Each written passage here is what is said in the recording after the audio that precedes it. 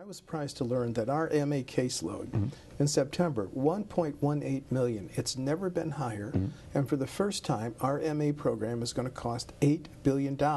That's both state and federal funds, GPR and federal funds.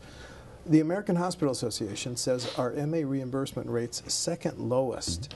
If you're reelected, would you recommend a raise in those rates? That's certainly something we'll look at, not only for hospitals, but other providers, dentists, doctors, you name it.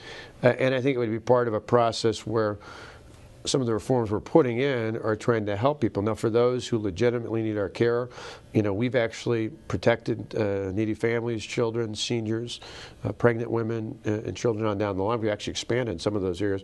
For the first time ever, we covered everyone living in poverty.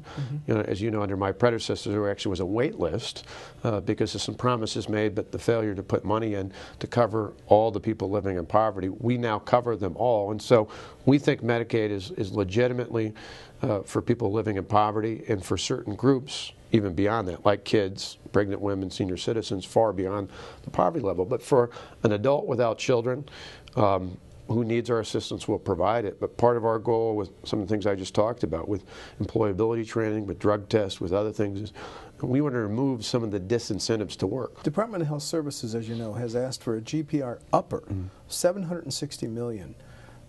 If you're going to maintain your goal of covering everybody under the poverty level, you don't have any choice but to fund that increase, do you, sir? Yeah, again, well, part of what we're going to look at is what additional reforms and where do we think we can go for, again, those particularly with the groups of people that we move back and forth are people who are able-bodied adults without children. I mean, these are childless adults as they define it technically. These are adults without kids who are able to work, and so that's all the more incentive. We just put in this last budget $17 million. We're one of the few states in the country that does this. $17 million into employability training. Other states have taken the waiver. They don't require work or signing up for one of these programs to get assistance in things like food stamps. We now require that. We're one of the few in the country that does that. But for me, like I said, it's good for the taxpayers, because if we can be truly successful over the next 2 years on that, we'll reduce the number of people who are on all levels of assistance, food stamps, Medicaid, unemployment compensation. But we'll also have put more people into the workforce, which is good for them, and it's good for employers. Well, what I'm first and foremost going to do is accept the Medicaid expansion.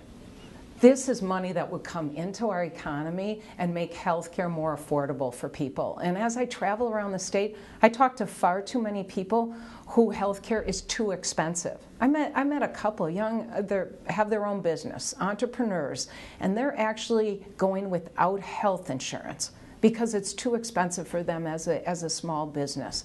And so, as governor, I want to focus on how we reduce the cost of health care, but we also have to make sure that we are reimbursing at a rate that makes sure that doctors are able to see patients with Medicaid.